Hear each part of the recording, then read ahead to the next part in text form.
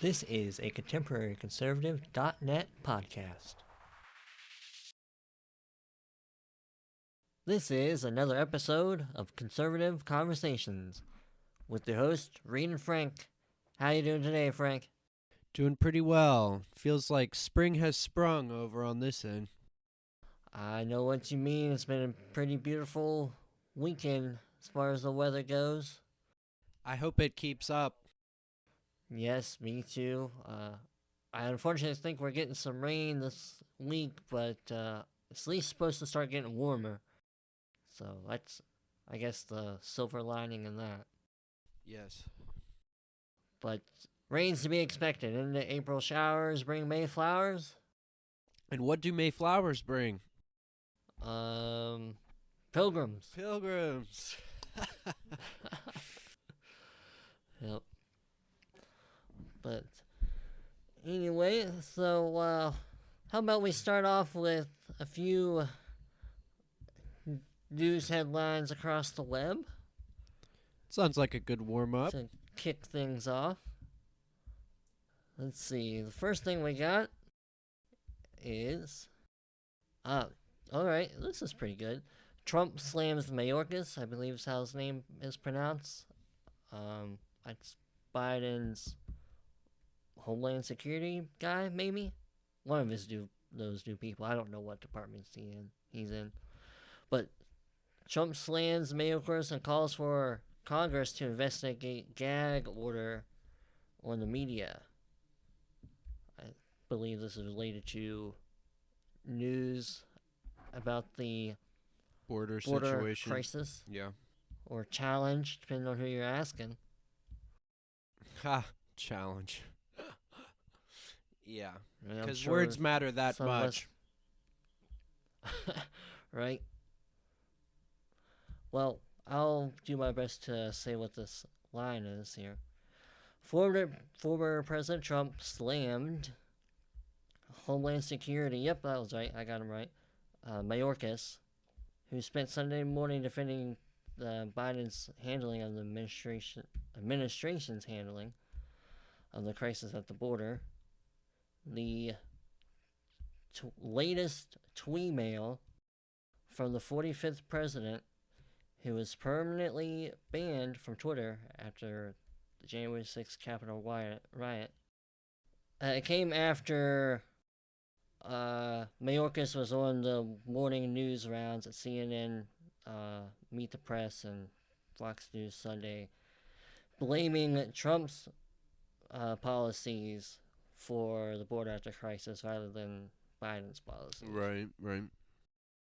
Trump zeroed in on catch and release, in which authorities detained illegal immigrants and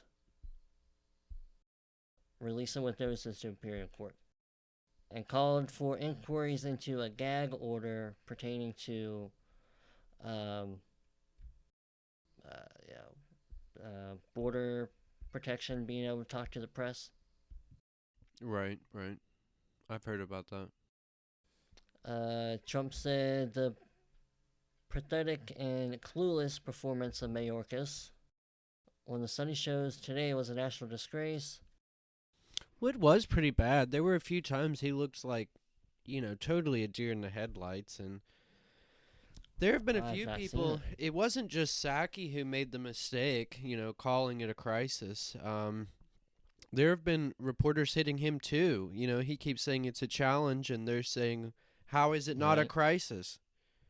I mean, I haven't been proud of the media until this. I mean, at least they're fanning the flames here under this. I mean, they're holding their feet to the fire in some way because they're trying to say, "Oh, it's not a crisis, it's a challenge," and the media's doubling down. Right. I've seen the videos where they're saying, "Well, how is it a challenge and not a crisis?" And that guy and Psaki, they're both just kind of caught yammering, going, because we're putting a system in place, uh-huh. It's a very convincing job that they're all doing. Right. A little bit more on this one before we move to a different one. It says Trump called for Congress to look into why Biden is refusing to allow lawyers and journalists access to border facilities, which have been subjected to overcrowding due to the surge of migrants at the border. Well, probably because all those kids are getting sold off to people in Russia or somewhere. Probably China, excuse me. They're probably doing something with all these kids. I mean, there's a reason. Well, I don't know. I don't know that I should go that far, but I think there's a reason that they want the flood of immigration. And I think it's for questionable things. I mean, cheap labor, cheap labor, cheap labor. Everybody says cheap labor, but I think there's a little more. That's probably a little more lewd and lascivious to it too. I mean, there's an underground sex industry. There's human trafficking and human slavery. Right. That's one of the things I've heard a couple people sort of mention recently with those shootings in Georgia at the massage parlors. Right, right. And the majority of the women were Asian. Right.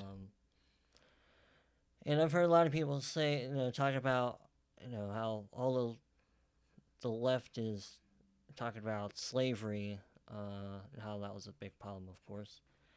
And of course, it's over with, and especially in our country, obviously, and most Western countries. But there's still some form of slavery in other countries, and primarily, what does exist in our country is sex slavery. Yeah. But nobody talks about that as Right. an actual problem. Right. So yeah, that kind of goes with what you were saying. The racial slavery was almost simpler, because it was just white on black. It kind of just flowed one way. But now, I mean, anybody could be a slave. You just are in the wrong place at the wrong time at the wrong age and the wrong attractive level, whatever, and somebody fancies you, you wind up in the back of a limo, you don't know, you're whisked off someplace and never to be seen or heard from again. It's amazing to me. I mean, I don't know, and it seems that the powers that be sort of do more to encourage these types of things than discourage. Well, if we wanted to stick with the topic briefly about sexual slavery, another thing that's kind of been in the news lately, I'm sure you heard about, is the Grammys. And what's her face? Cardi B and that other person, I don't really Cardi know B what her name is. and Megan Thee Stallion. Yeah, her. And what they were doing. Right. And stuff like that normalizes, like, perverse sexual, well, maybe not perverse, but very lewd sexual acts like that. Mm-hmm. And, normalizing, very loose sexual morals doesn't lend well to the problem of sex slavery. It sort of like makes people more susceptible to being victims of it. Yeah.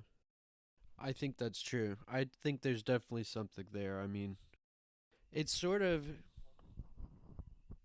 what I was just going to say. It sort of reminds me of the way they say rape culture is so bad on college campuses, but nothing's ever done about it. Instead, you just hear about how bad rape culture is on campuses. I recently came across a series of, I guess they're television programs. I find them on YouTube, but they're called Sex on Trial.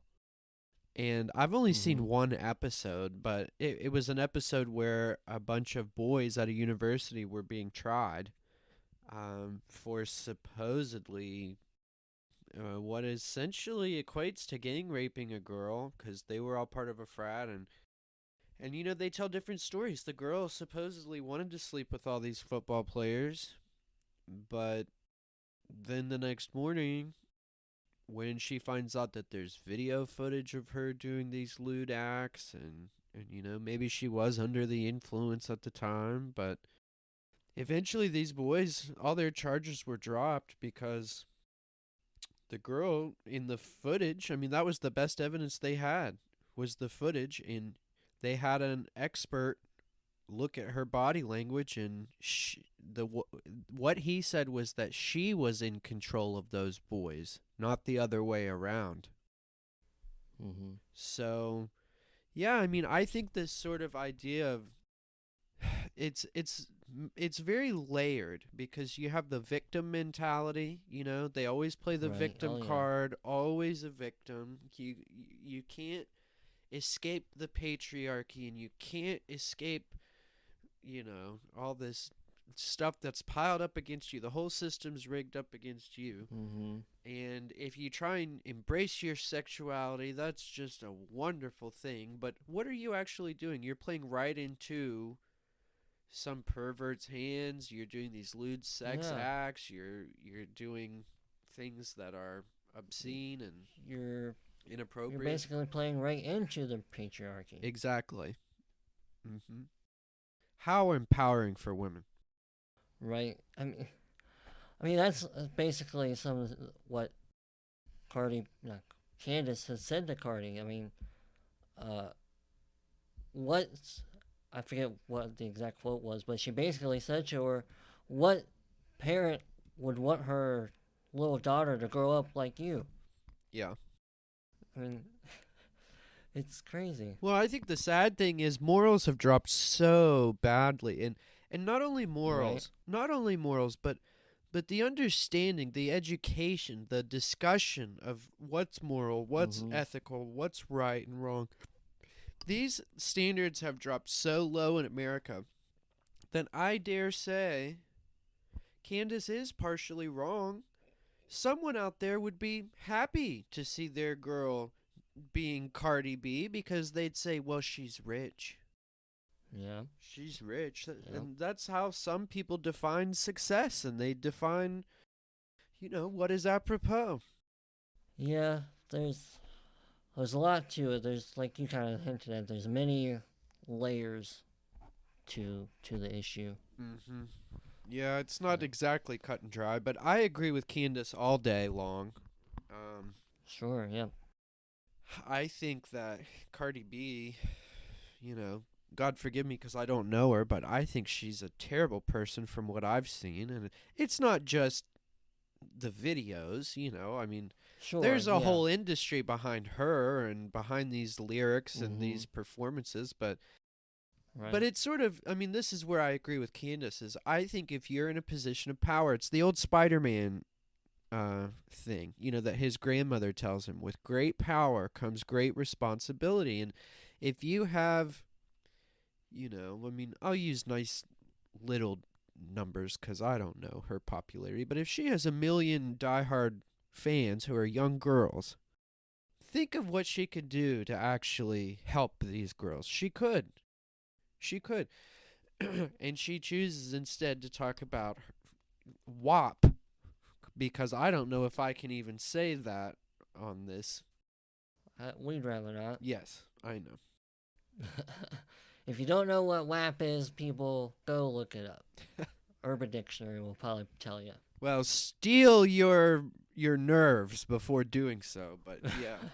Yes, but yeah, it's a complex issue that I was about to say has complex solutions, but depending on how you look at it, not really.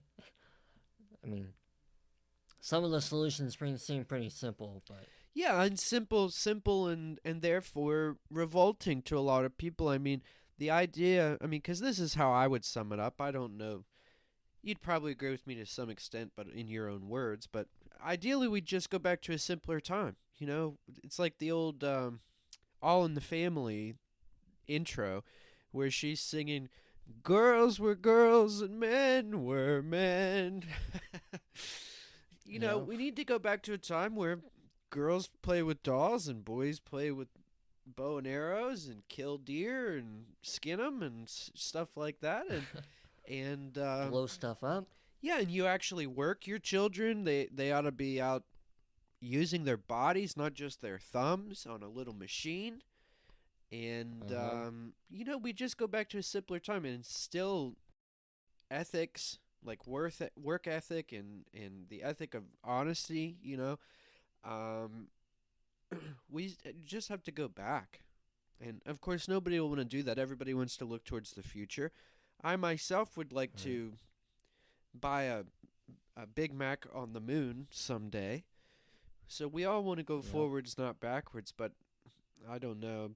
People need to just sit down and be honest with themselves, I guess, and just, you know, realize what's true and what's right, and it's not Cardi B and WAP and seeing lewd sex acts on at 6 o'clock on the news. Yeah.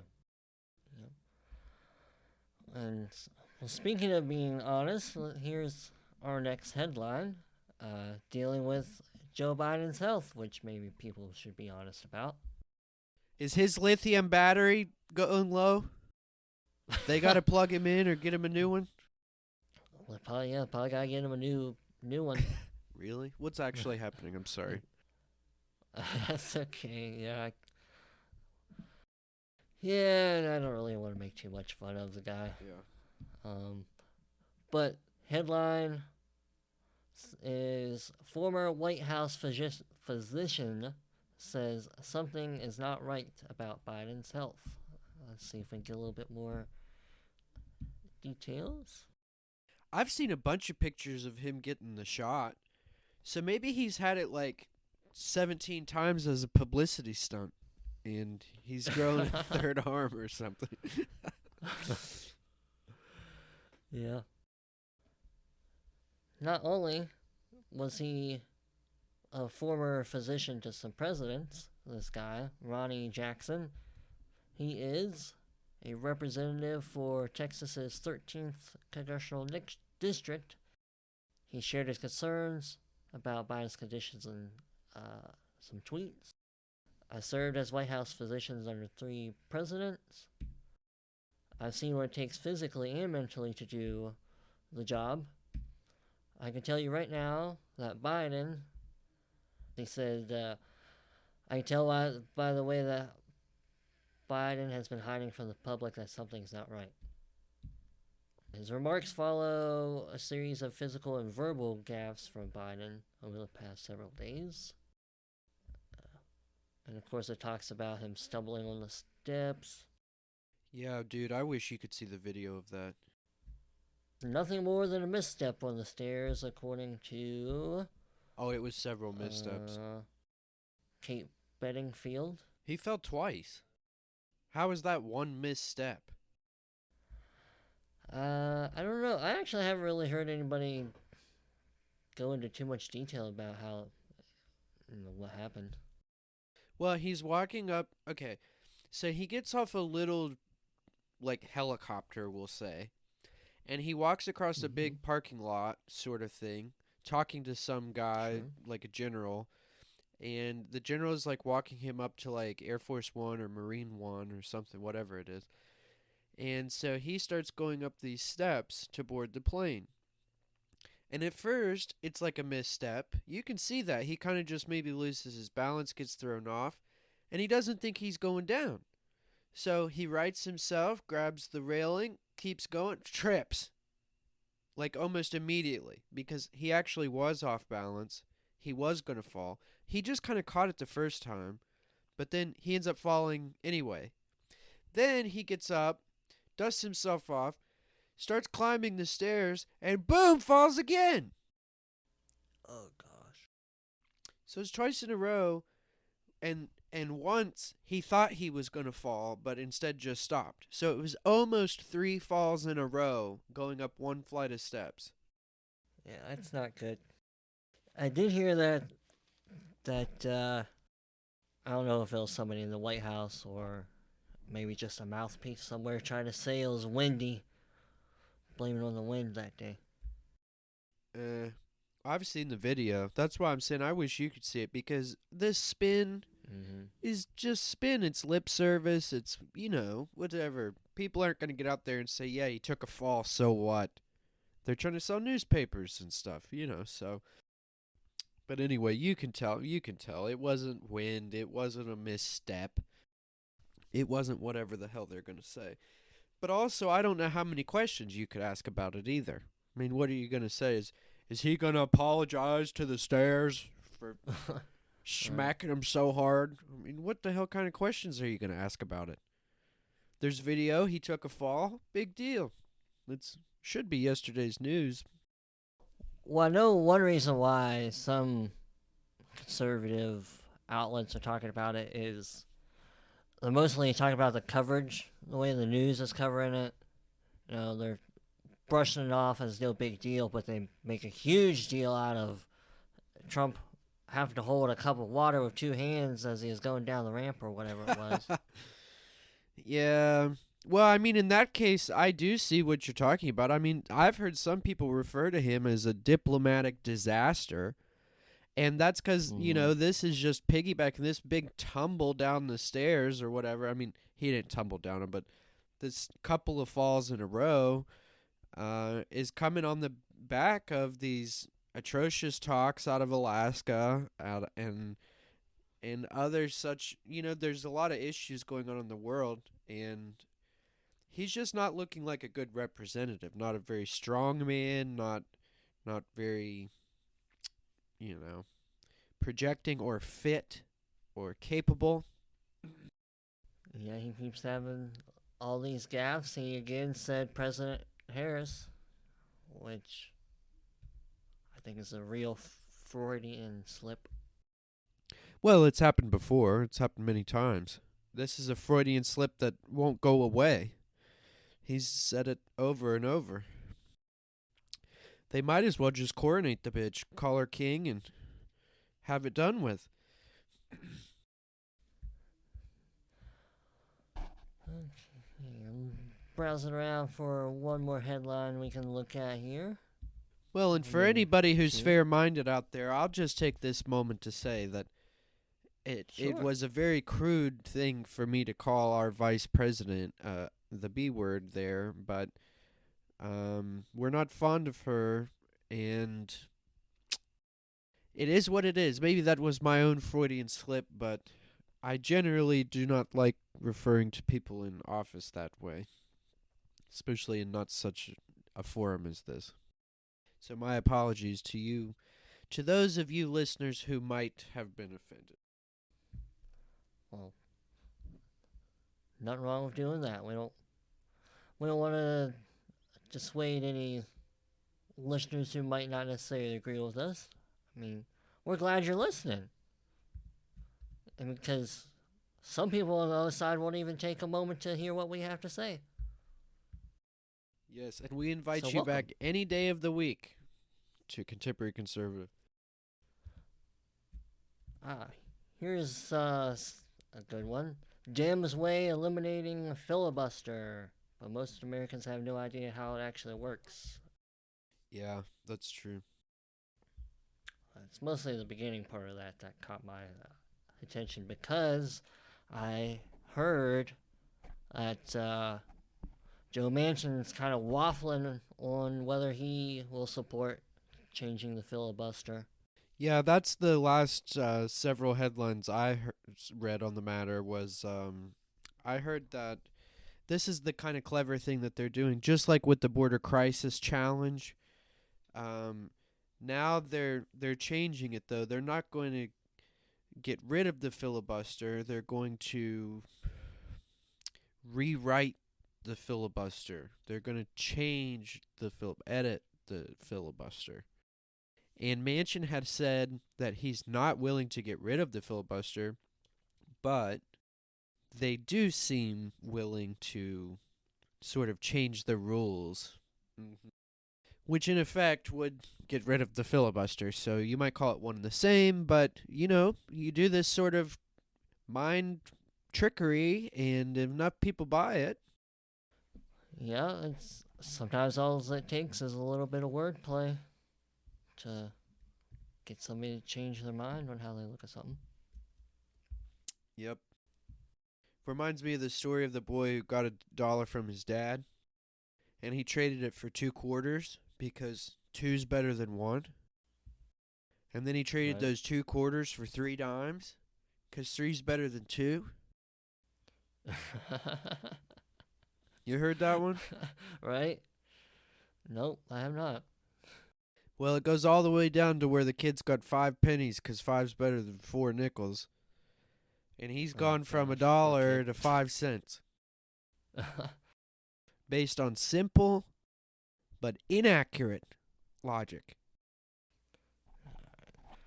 In this article that I pulled it up, will Democrats blow up the filibuster? A radical path to a progressive agenda. They'd better not. I hope not. I don't even know what to say, though. I mean, could you imagine if the Republicans would have done this?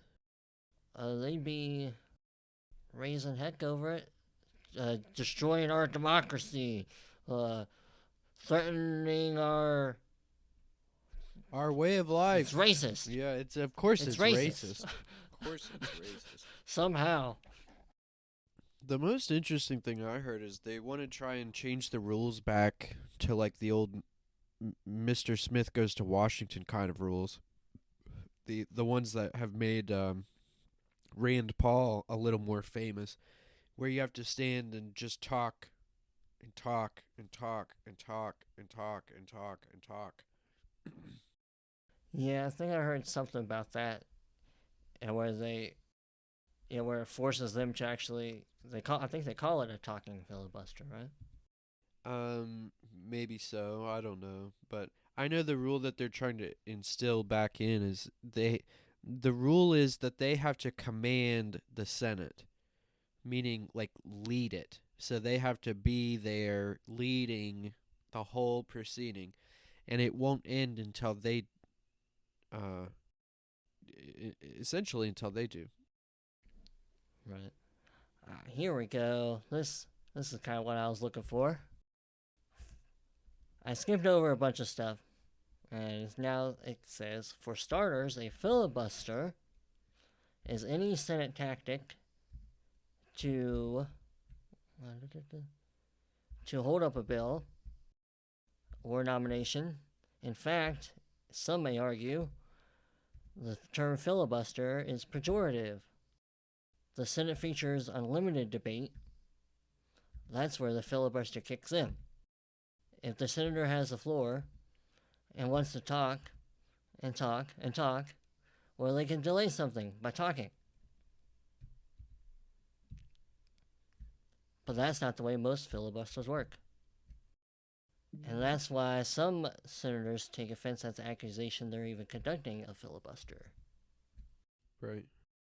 Because it's like a legalese thing. Because it's like if you want to delay a case and you just make a motion to just, do this, and then you have a whole day to decide if you're going to approve or deny that motion, and then you hurry up and say, well, wait, let's do this one too. And it's like you can never get to a final verdict because it's always being delayed.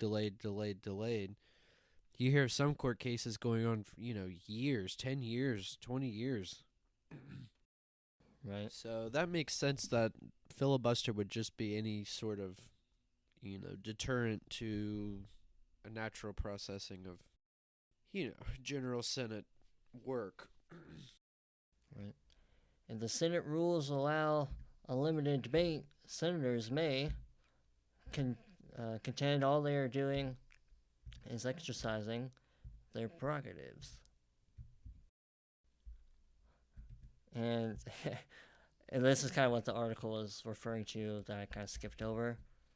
And because everyone watched Mr. Smith Goes to Washington, the public is hornswoggled into thinking all filibusters unfold in the Senate take place on the floor and unfold for hours at a time. Yeah. But pretty much all Democrats want to do is change the rules so it makes it easier for them to jam stuff through. And back when they're in the minority, they'll want the filibuster, badder than a heroin addict wants crack smacking jail. So it's just preposterous. It's absolutely crazy. That's why I said they'd better not do it.